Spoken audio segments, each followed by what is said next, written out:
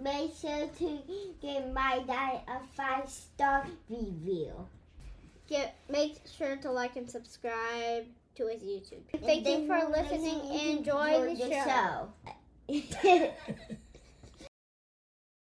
Anytime an American citizen is killed by the government, there should be a full legal investigation, not the party that did it. I don't think that should be a controversial statement. And yet, this administration in particular has made a point of saying we are not going to cooperate. We are not going to give evidence to, in this We're going to say what we already think about what happened and make a narrative with no basis in reality.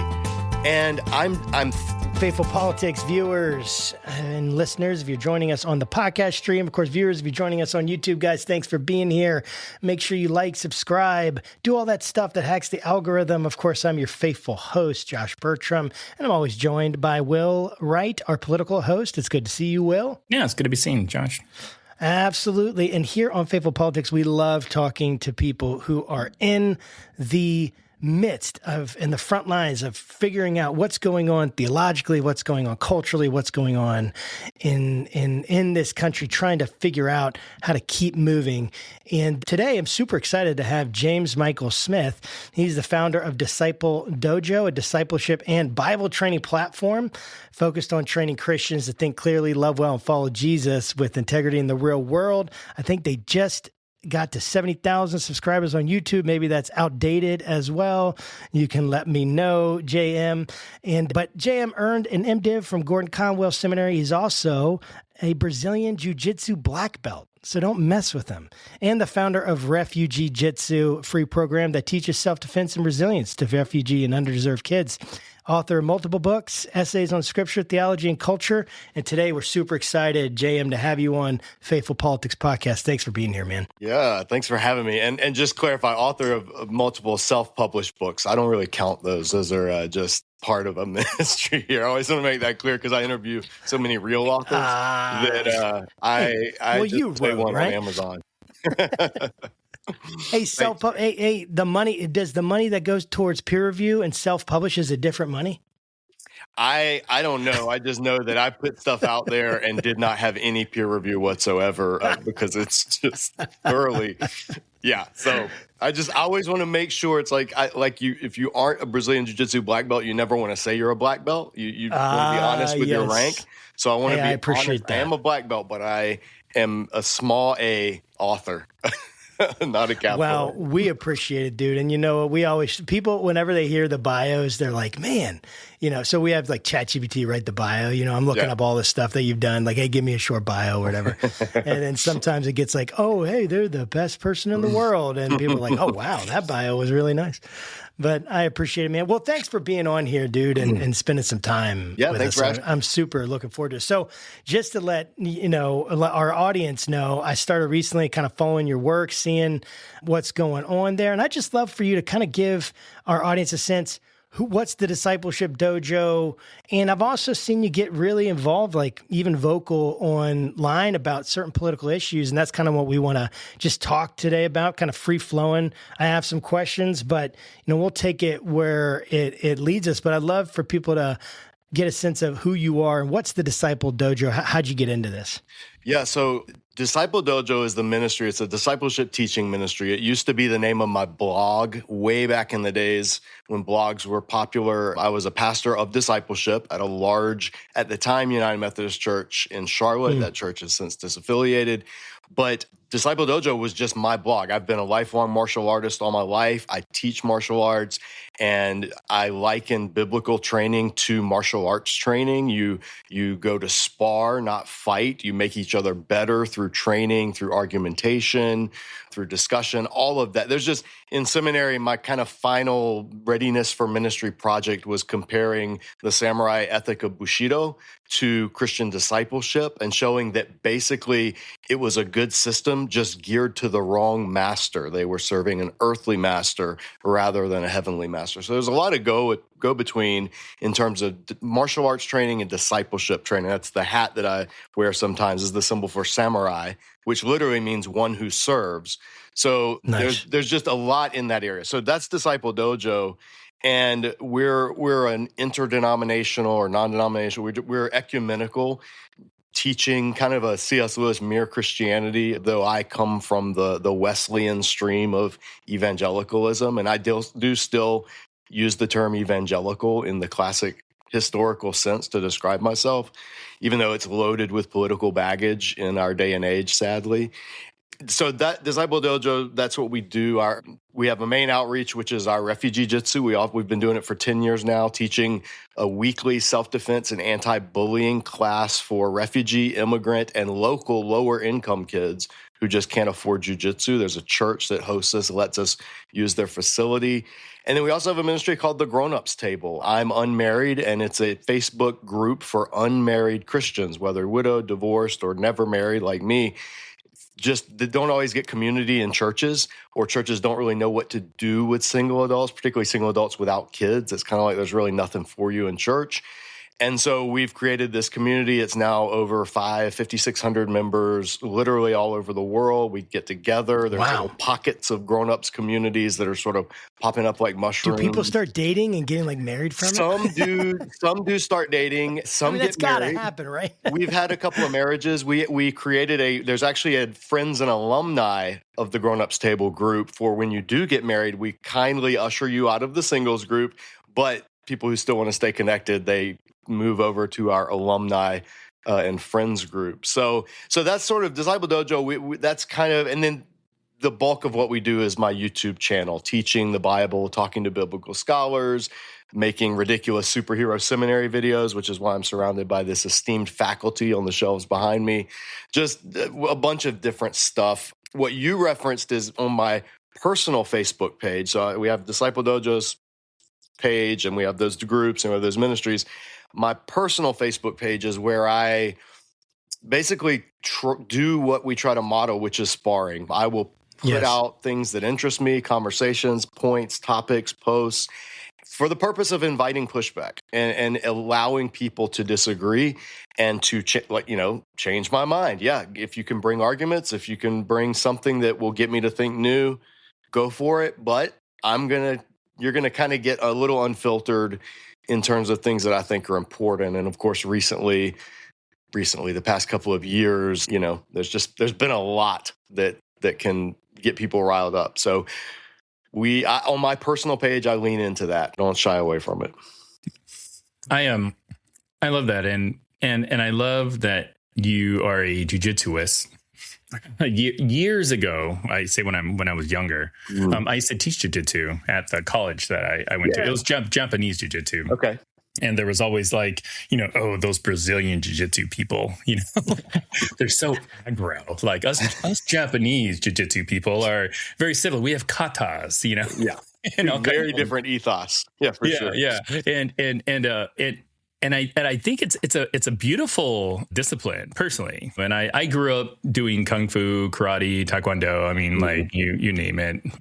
And jiu-jitsu just really kind of resonated for me. And jiu-jitsu means a gentle art, so which a lot of people know. And what I like about it was the very first time I sparred against somebody was a girl. It was like day one of class. And I was, the sensei, he was a 10th degree black belt. And super nice guy. He passed away. But he's like, okay, Mr. Wright, you come out here. And then he brought this other girl. I think her name was Melissa. And he wanted us to spar. And this girl like creamed me. I mean, she was like a yellow belt. I was like a white belt.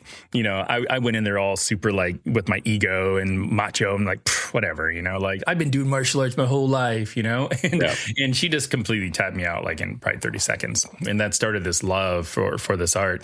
And the reason I think it's great is because you can take two people, like you could take a Hoist Gracie, and like a big, like 500-pound sumo wrestler and expect that Hoist Gracie could win that match because it's all about using people's, joint manipulation, using kind of their own sort of like conscious, like if they're going to push you, then you pull them kind of thing, and I think that has a lot of applicability to just our modern day politics and even like in theology. So I'd love to kind of hear you talk about it. And you've mentioned a few times already about using the word spar. Like how do you use what you know about jiu-jitsu in kind of your public discourse when you're talking to people? That's a good question, if I had to think about it, I would say when you go to jiu-jitsu class, you are going to be on the mats with people that you know completely disagree with you about so many things in life. Like my class will have a stoner and a cop. You'll have a MAGA Republican and a soy boy liberal. You'll have, I mean, everything in between. You have a vegan and you'll have a, paleo, what's it called? Yeah, paleo diet guy, meat only, carnivore diet. You'll have all of that, right?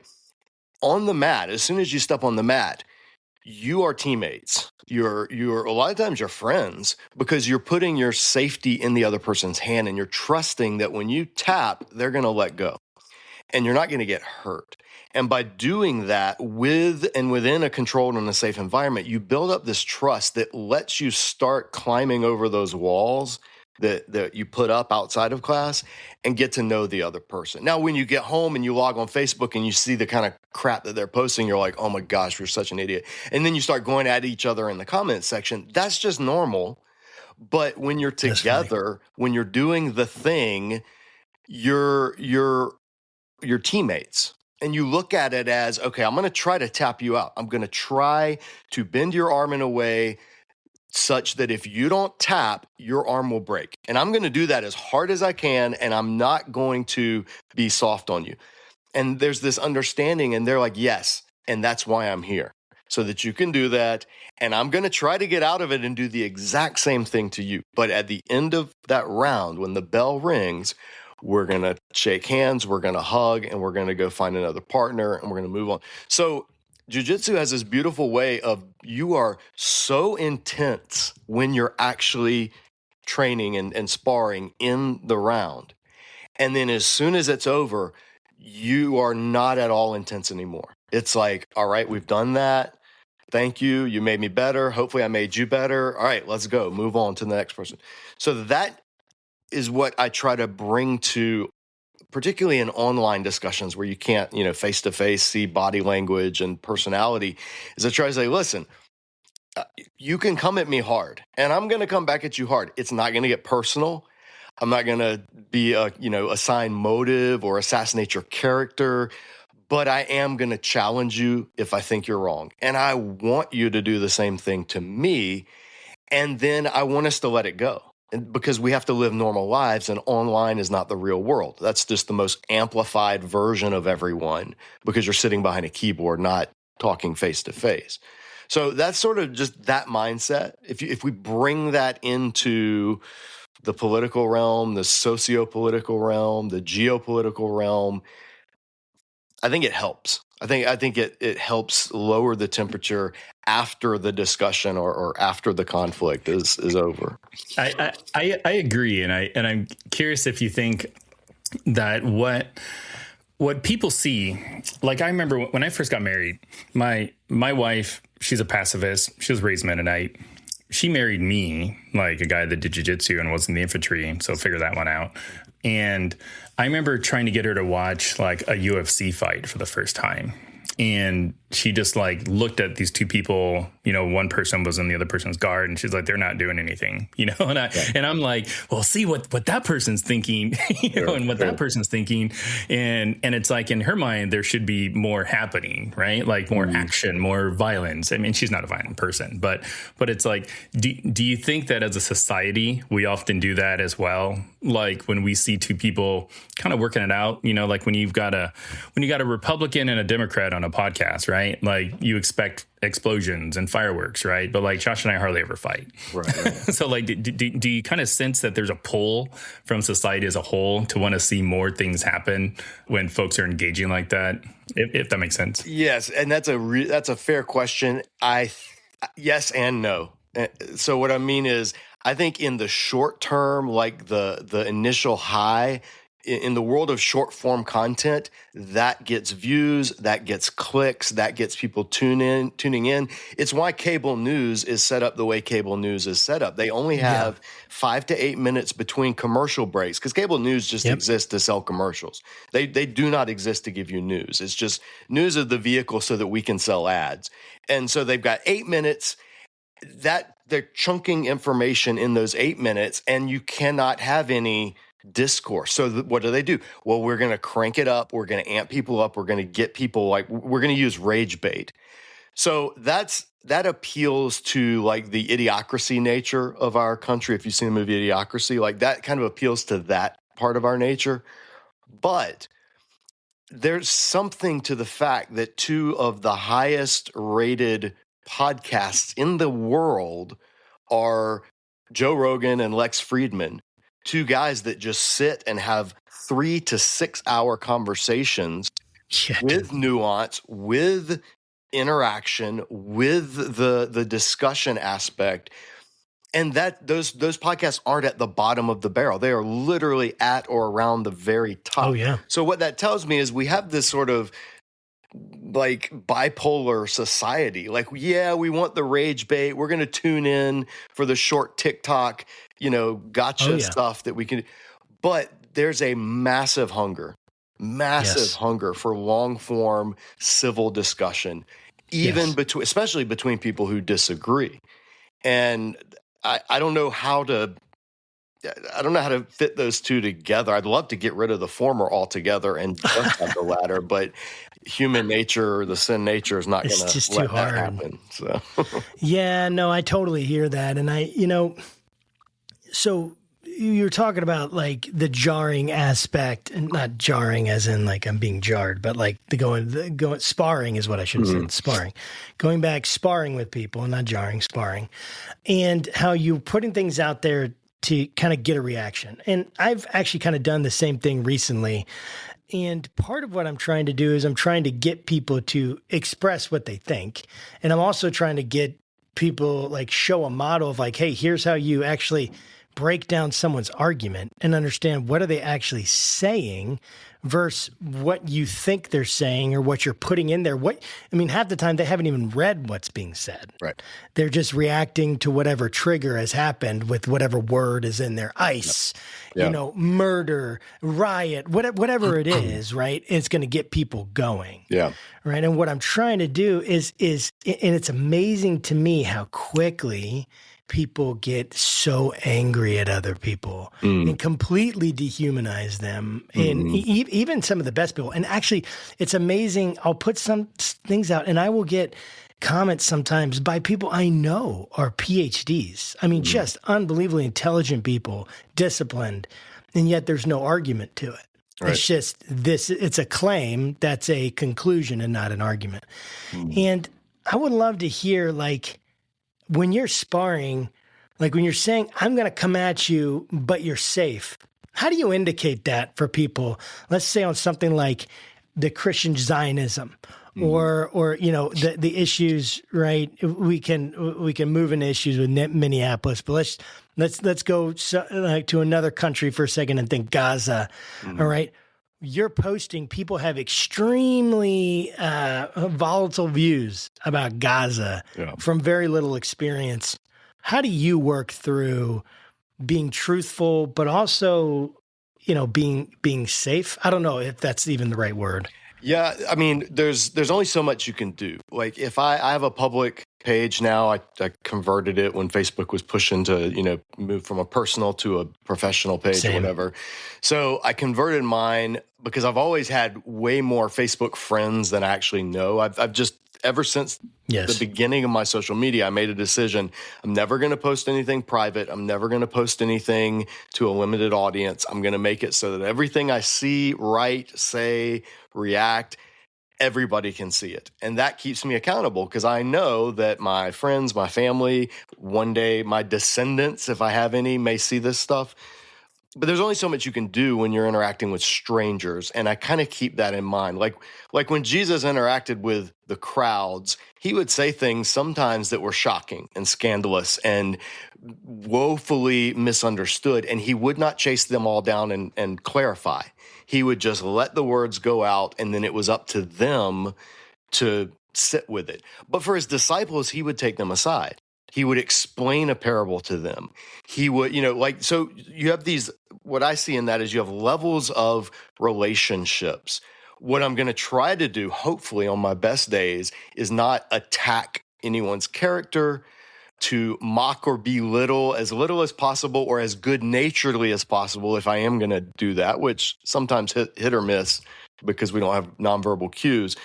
Yes. But I'm not going to just blast people. And so I'll let them know, For you sure. can come on my page and you can disagree with me.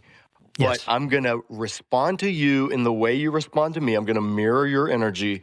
And at the end of the day, if I know Interesting. you, I'm going to not only I'm not going to only interact with you when it's negative.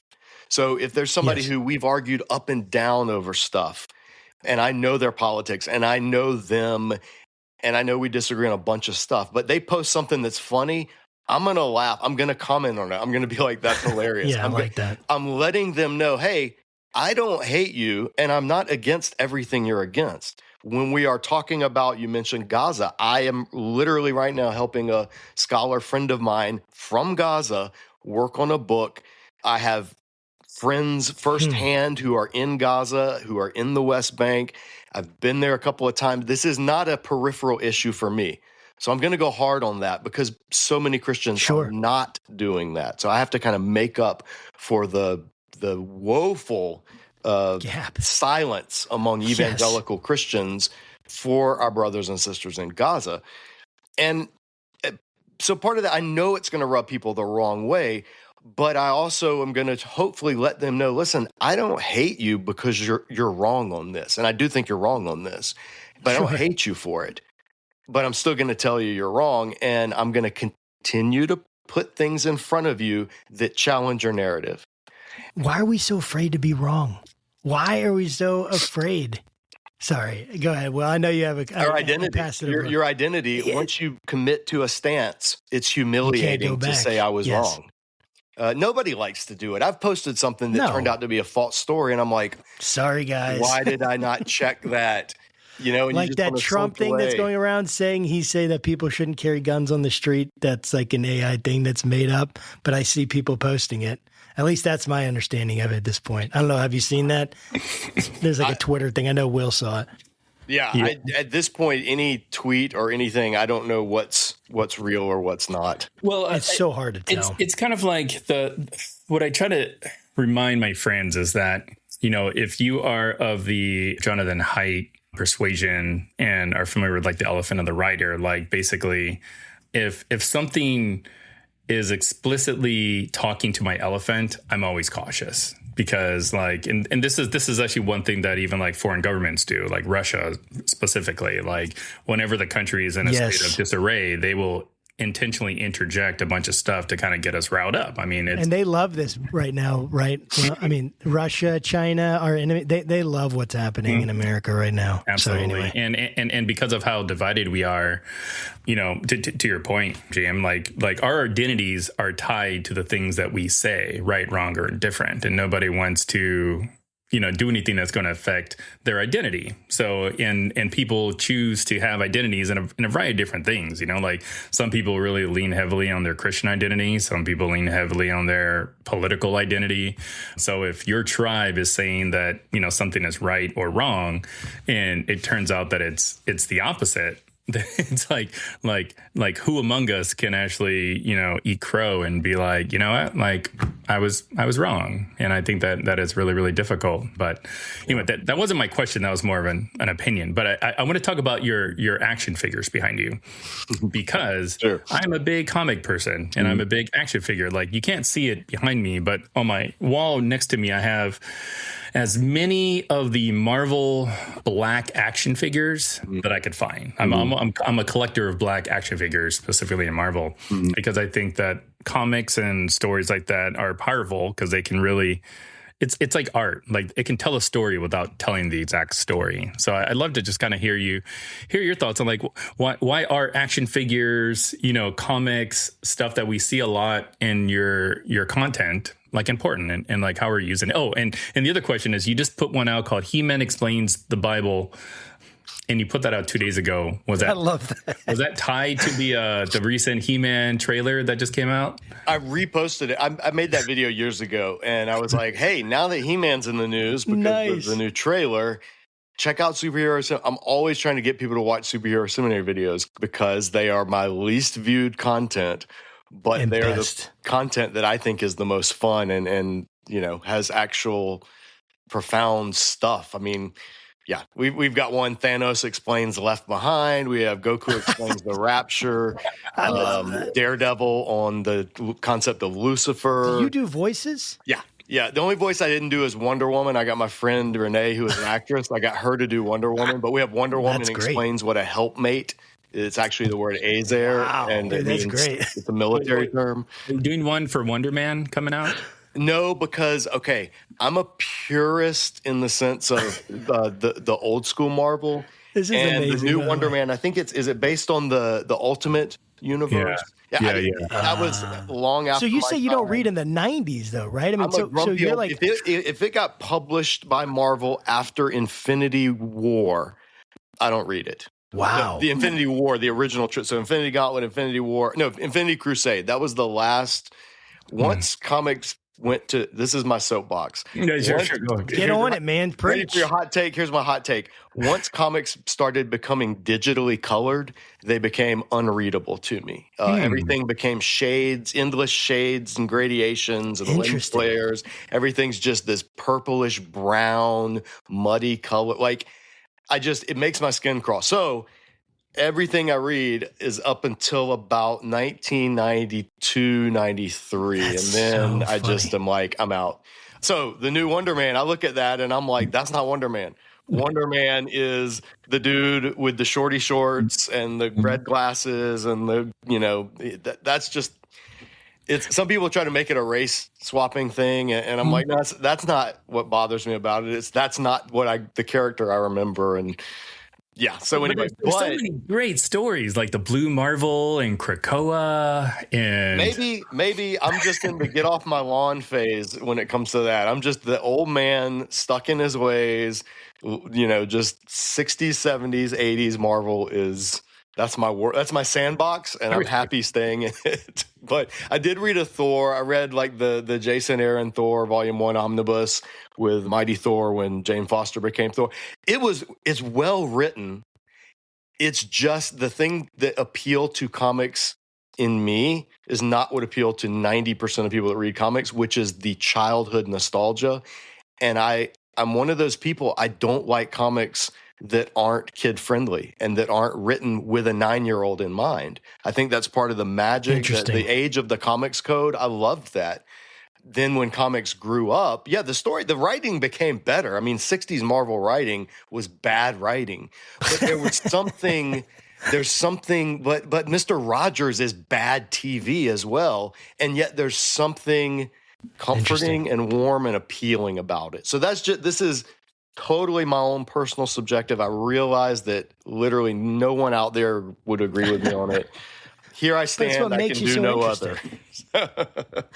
It's what makes you so interesting, and I absolutely love it. And keeping on that, I never read the comics, but I watched X-Men religiously growing up, the cartoon. I mean, every Saturday morning, I loved it. And I remember in the X-Men when they right, the whole thing is the government turns against the mutants, right? And I remember they're putting them in jail, gathering them up, and you can't help but feel like, oh my gosh, is there something, what are the parallels between the mutants and immigrants right now, right? I'll just put it out there. And I want to kind of change this topic to Minneapolis, right? Which just happened. This just happened. We know 2 days ago, right? So anything we say now could very well be inaccurate in a week when more information comes out or needs to be considered in light of new information. So, but I want to think about this for a minute because something that I think either you shared it. There's a couple things that you saw that you posted that really got me thinking, and I would love to hear your thoughts in general on what's happening in Minneapolis, specifically on Alex Preddy and this event. Whatever your current view, obviously, knowing that more information needs to come out, we're dealing with limited understanding here, right? All the caveats that need to be put there. What you're raw, unfiltered as much as you can be. We've made this show explicit at times, so drop an F-bomb if you like. Feel free. This is what I mean. So, but what's going on? What's bothering you about what's happening? what's not bothering me about what's happening. Everything about the situation bothers me. I think maybe the post you might be referencing, or at least the one that I've kind of, planted my flag on, is here's my claim. Anytime a person, and I'm going to be very specific because I want to speak across the line to the MAGA folks who, I'm not conservative, but I'm also not liberal progressive. I'm independent. I usually vote libertarian. That's just where I land. I have no time for either party, but I want to speak to that group. So I will say, anytime an American citizen is killed by the government, yes, anytime, there should be a full legal investigation by not the party that did it. I don't think that should be a controversial statement. And yet, this administration in particular has made a point of saying we are not going to cooperate. We are not going to give evidence to, we're going to say what we already think about what happened and make a conclusion. Narrative with no basis in reality.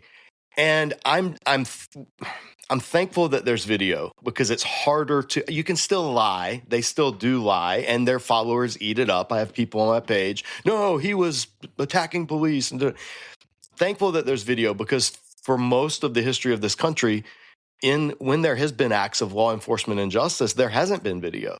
Yeah. And it has been able to just be covered up. And so that's the liberty loving part of me, is like, sure, any government official, particularly one that is engaging in questionable actions, you don't get a blank check just because you have something on you that says law enforcement.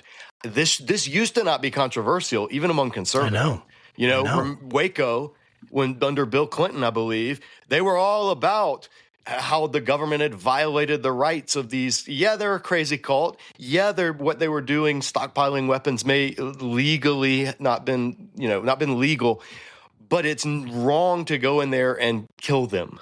Like, that shouldn't be a controversial statement. And now those largely that same side of the aisle is the scripts have flipped. And that's what, to me, that's what makes me more upset probably than anything, is just the rank hypocrisy and the completely situational ethics. No one is willing. There are some exceptions. I think of somebody like Thomas Massey. They are willing to call their party out. They are willing to, and there are some on the left that do that as well. So there are a few, but man, they are the exception rather than the norm, which is what's so sad. That's the biggest thing. Yeah, regardless of what the video will show or does show in this situation, there should be a full investigation. The idea that, well, you shouldn't do stop. That's victim blaming. Let the investigation come out. Hold everyone accountable, no matter what it does to your political party. I think that's the bare minimum of where we all, right or left, should be as a society. And it's just sad that people aren't.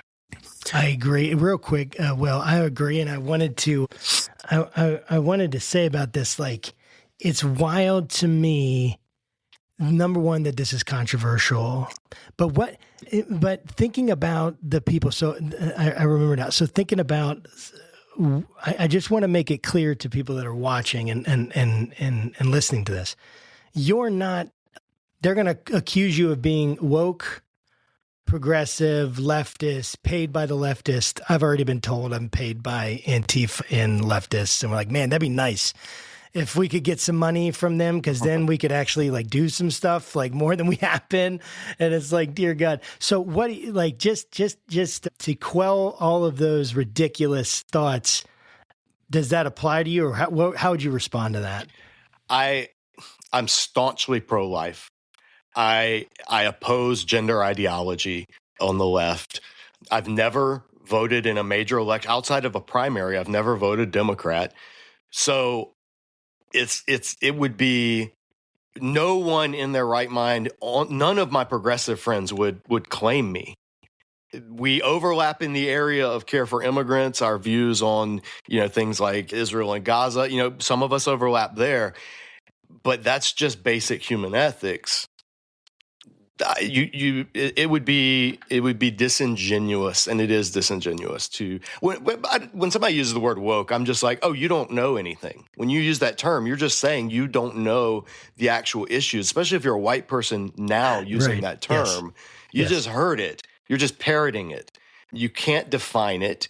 You have this vague, if you can't get an argument without using woke, neo-Marxist, any of the other dog whistles, you're not a serious person. You're parroting things. So people who are serious people, no one would look at me and go, oh, yes, I spent the last 4 years arguing with my progressive friends over the exact same thing with the Biden administration and their foreign policy, and saying this is wrong and he is doing it and your senators are funding it. And so you take, when you're not one of the big two, you take heat from both sides, and you take more heat depending on which side's power is in office at the time that you're critiquing. But I tell people my social media feed is public, and you can scroll by year and you can see that I am not saying anything that I have not been saying since the first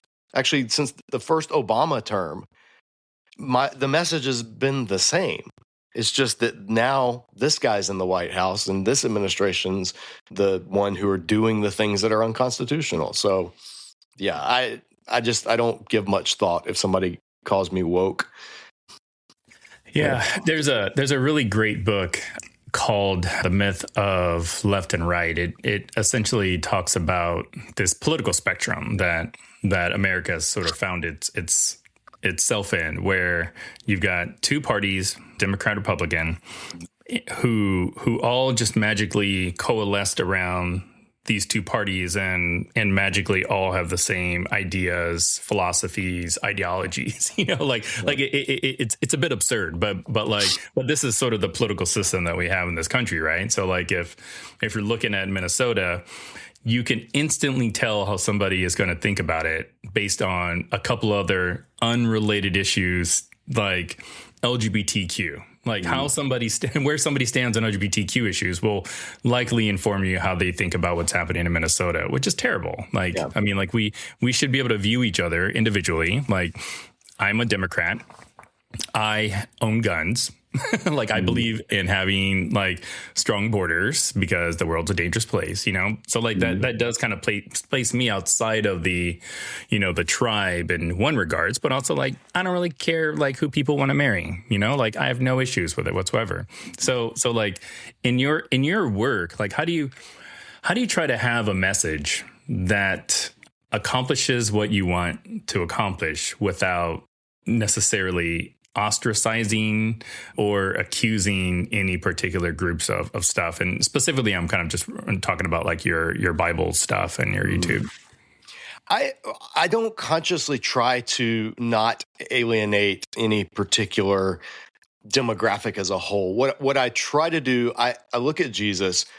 He frequently alienated people who would in his society would have been considered conservative, and frequently alienated people who in his society would have been considered liberal. And they would try to get him into these debates, and he would cut to the heart of the issue. And sometimes that meant siding with one side over the other, like in his debate about divorce.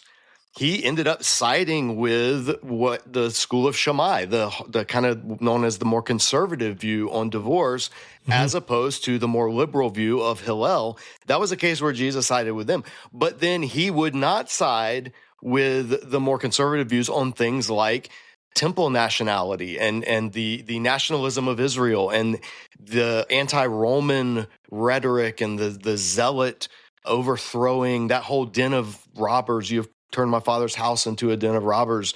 Den of brigands is actually what the term lestes meant. So Jesus would, what I try to do is say, what issue are we talking about? Okay, that's what we're going to talk about, and that's where I'm going to speak to it. And I may be wrong, and you're free to challenge, and you're free to push back. I have changed my mind based on discussions that I've had with people on issues. I learn as much as I hope that I teach.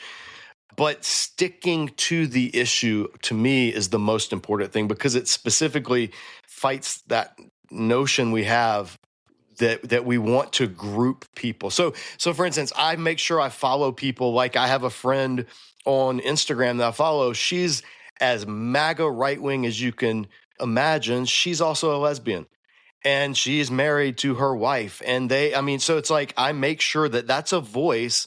I'm not going to agree with her on most things political, and I might not agree with on ethics, but doggone it, you're not falling into that mold, and I can appreciate that. And the same thing, I follow, there's Secular Pro-Life is one of my favorite pages on Facebook and on Instagram. They are atheists and agnostics who go to the March for Life. They talk about this is a human rights issue. This is not a bodily autonomy issue. This is a life.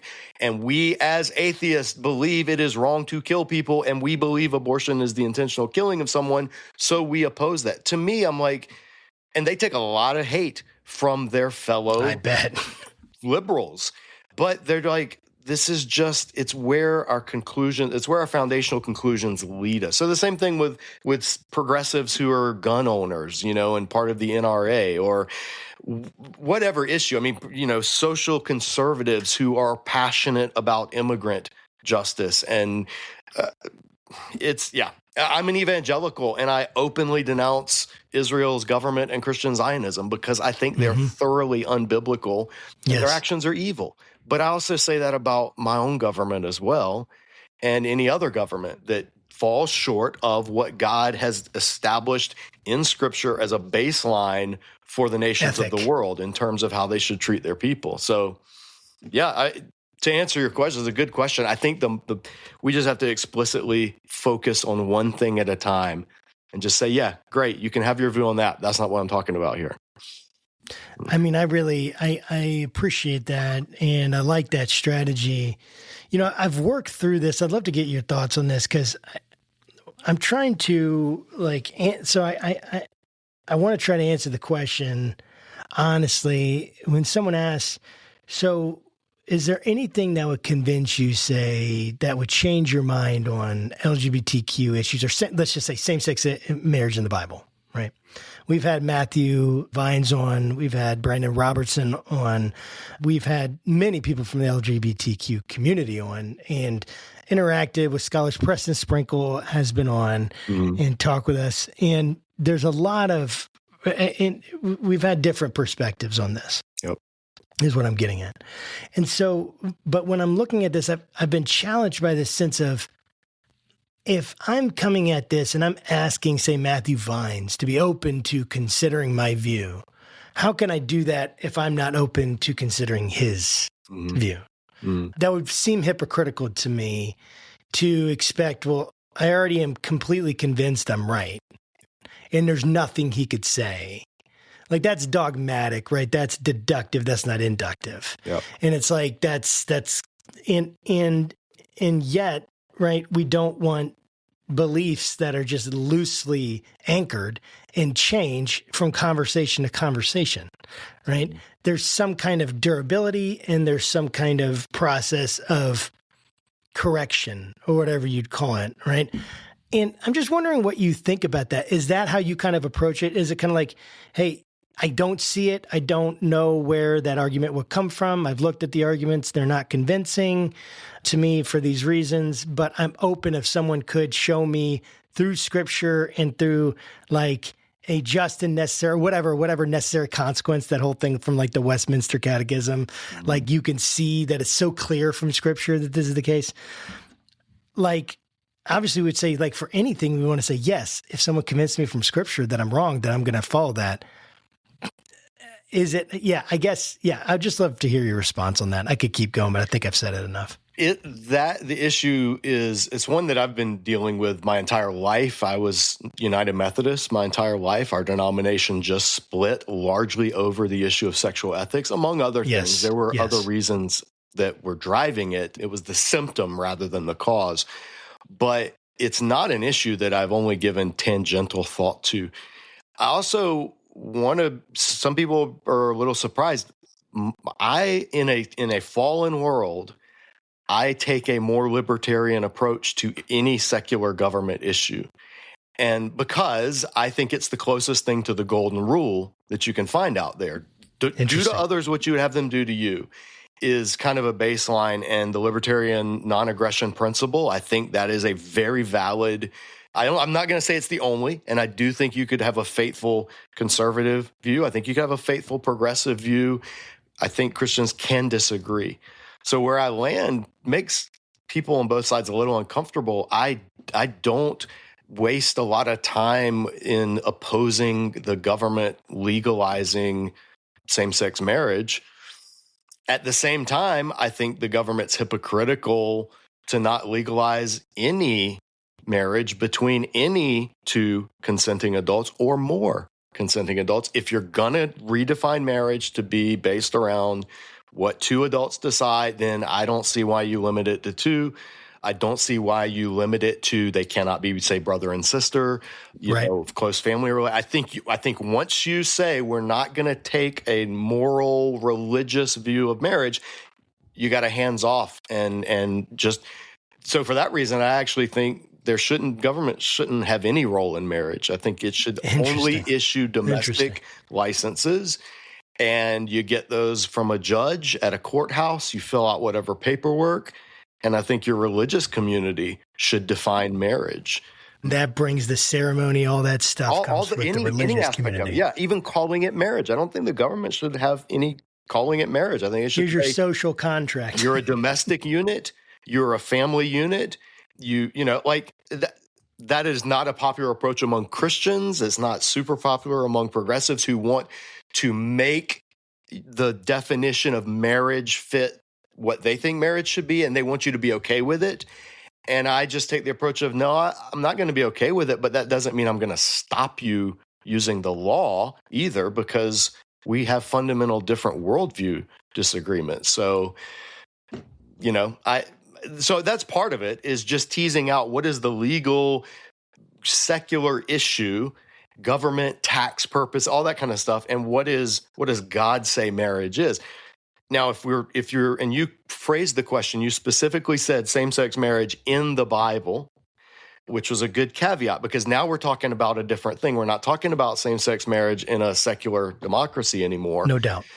What would change my mind would be if there were a counter narrative in the text that presented either prescriptively or descriptively marriage relationship between two people that was blessed by God. If there was an example of that in Scripture, a counter narrative, then that would make me much more willing to consider same-sex marriage along the lines of something like birth control, or something like the ethics of masturbation, or some, you know, these things that Scripture doesn't speak directly to, but you have to form them from a different. You have to piece together what Scripture does say about other things. Right. And by inference, say it doesn't. Yes, exactly. With same-sex, and I always use the phrase same-sex sexual relationships. That's what I'm talking about, not anything else. Same-sex sexual relationships. I think when that topic is even touched on in Scripture, it is always prohibited. It's never held up as anything but unacceptable in both Testaments, Old and New. The examples people try to give, they try to give David and Jonathan, they try to give Ruth and Naomi, they try to say Paul was just talking about pederasty.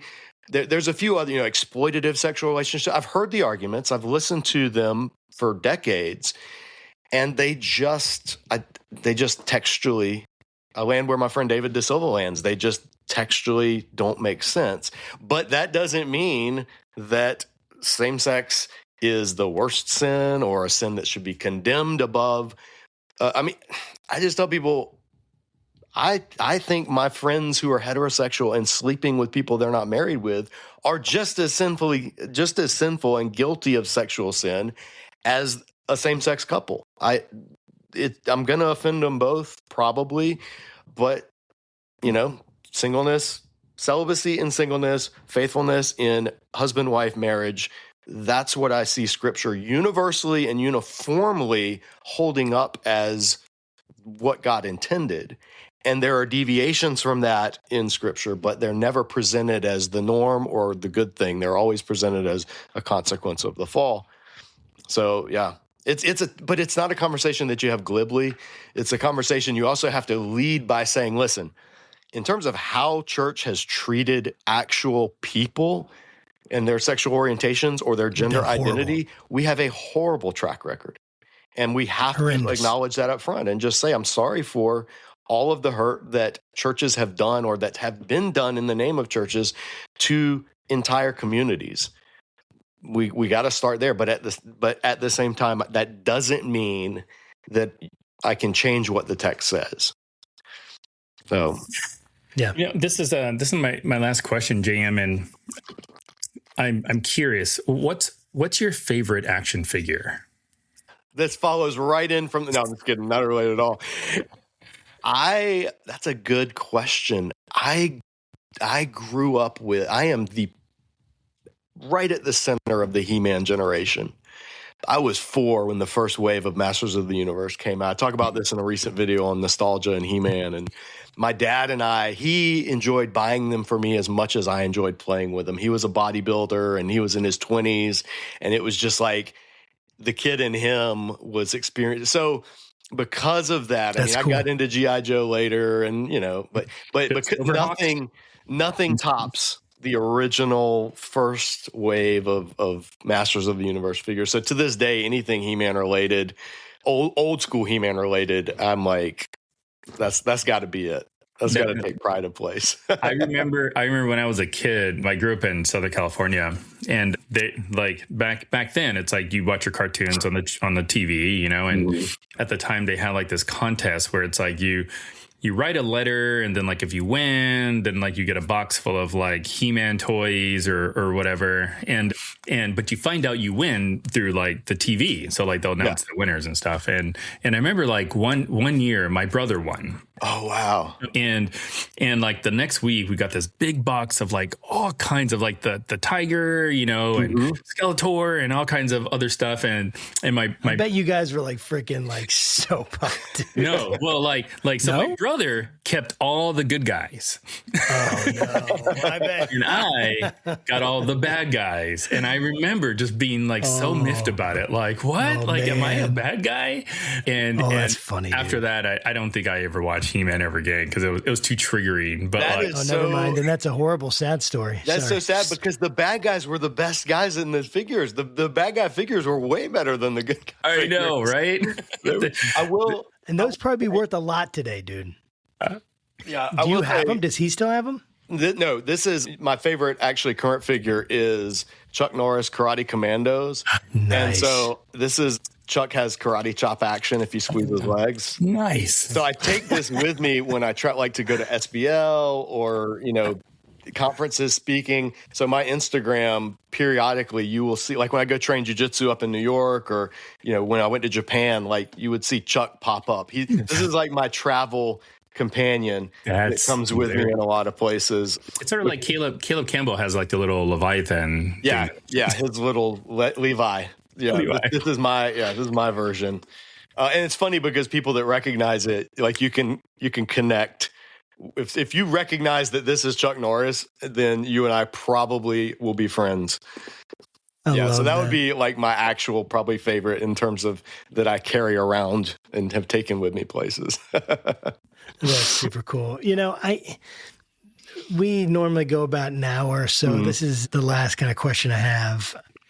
And I'm trying to think about how to phrase it, but the gist is kind of, there's so many people out there right now. Sometimes it feels like we're trying to boil the ocean and trying to be people that speak rationally, trying to not just highlight controversy, although not avoid controversial issues, but we're really trying to make a difference. I have people texting me, send me message, things about Civil War, this is where we're headed. And it's like, why are we even talking like this? Yeah. What are we doing here? Why are we even like we're just giving in and we need to get out of the matrix. Yeah. I think that's why I appreciated so much of what I saw and why I felt drawn to your work. And I would just love to give you a chance here to speak kind of just broadly to the audience. I mean, we definitely have people that are strong believers here, they're Christians, but we have people that are not and that will listen. And what is your what's your appeal to them right now in terms of just like what's your appeal to how we move forward right now?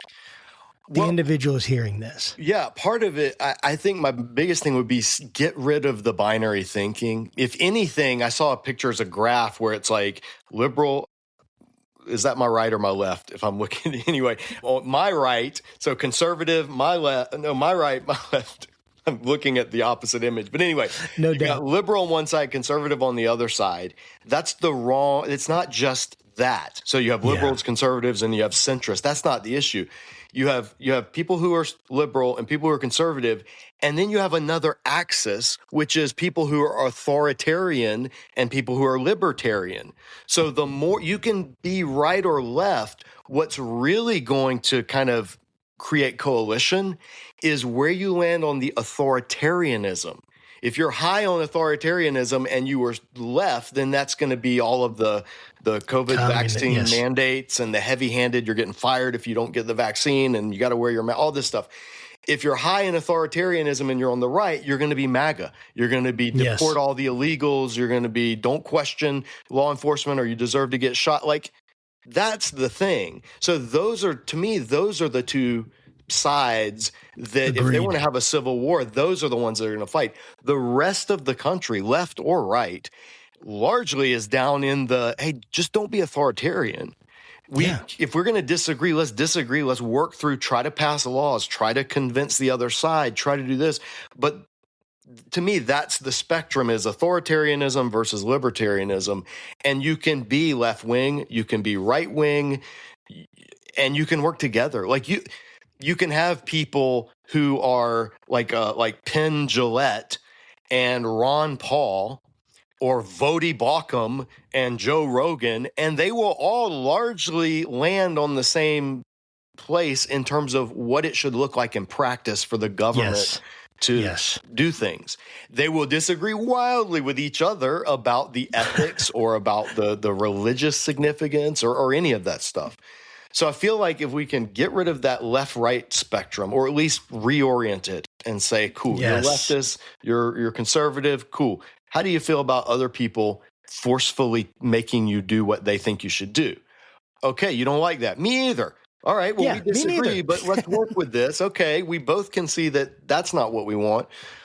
So I think that's the only way forward, and then mix that in with social media is not real life. You're not talking to real life people. You're talking to avatars. You're talking to characters. When you go out and go get your gas at the gas station and start talking to the person, you can have a civil conversation, and you're probably not going to want to fight each other, at least over your politics. You may want to fight each other for other reasons, but it's not going to be over the things that people fight online. So I think keeping those two things in mind are the way forward. And then, as many people as I can get to stop supporting the two parties who are only convincing you that they're slightly better than the other side. So I tell my friends, if you're leftist, vote for American Solidarity Party, vote for Green Party. If you're more conservative, vote for Constitution Party, vote for Libertarian. Just stop giving them your vote, the big two, until they start acting like adults. That's a losing battle because people are locked into that. I don't want to waste and they've convinced us that that's not going to work. Yeah. They've convinced us that we don't have any power in voting. Yeah. Literally, there is nothing stopping I tell people all the time, if even 10% of the voters, the 80% of voters who are not thrilled with either party, if even 10% of them voted for a legitimate third party up and down the ballot, not an independent like Ross Perot, but a legitimate third party, the political landscape in the country would change overnight. They would have to recognize, this is actually a thing. We got to start doing better. So Yeah, I've been banging that drum for 16 years now, and every 4 years I get the same responses to it. The wasting the vote. You just want so-and-so to win. My progressive friends will shriek at me. My conservative friends will shriek at me. And I'm like, y'all are both just awful. So Agreed. Here's the thing. I agree. And I've gone libertarian now since the 2016. I voted for Trump in 2016 and I've gone libertarian ever since. Cause I'm like, we don't have a candidate worth voting for. And so I've thought about American Solidarity Party because I'm not entirely libertarian. I always tell people I'm lowercase libertarian. Interesting. There are some things that I don't align with, but if I had to find one that's the closest to me, that's where I land. But I don't tell people vote libertarian. I tell people vote third party. Whichever one more closely aligns with your values, third party, and the R's. Let's send a message to the Washington, like, we're so tired of this crap. Yeah. Yeah. And you do have power. Yeah. The people, what are they going to do? If everyone in America was like, you know what? I'm done with this. We're taking you guys out. What are they going to do? They have to do it to another. There has to be a viable other option. It can't just be a write-in protest vote, and it can't just be not voting, because those give power. Find someone who's opposing what you're opposing and support them. Like, it shouldn't be controversial, but sadly it is.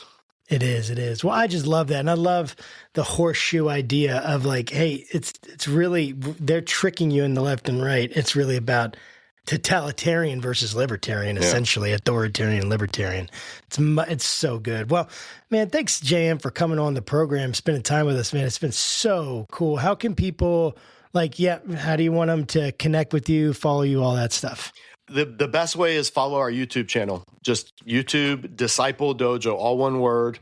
YouTube Disciple Dojo. We are, I think we just passed, or we're coming up on 70,000. Our goal for the year is 100,000. That's been our goal for the past 2 years. So it's not an easy goal to reach, but yeah, that's what we're trying to do. So Disciple Dojo on YouTube, and then, our other stuff is linked from there. I'm on Facebook. My personal page is just James Michael Smith, but we also have a Disciple Dojo YouTube page or Facebook page as well. I don't do TikTok. I loathe Twitter, but I'll be on it just every now and then, but it's my least favorite by far. So YouTube is the place to reach me for sure. Twitter feels very chaotic. Twitter is just people. Twitter is Brick. You remember Brick Tamlin and Anchorman? I don't know what we're yelling about. That's Twitter. Let's yell, dude. Twitter is that. It's so true. Trident. Well, man, this is great. And thank you again. And to our viewers, guys, stay safe and keep your conversations not right or left, but up. And also, go read the Substacks and all the stuff that we're doing, because it's great. And Will does a great job. All right, guys. See you next time.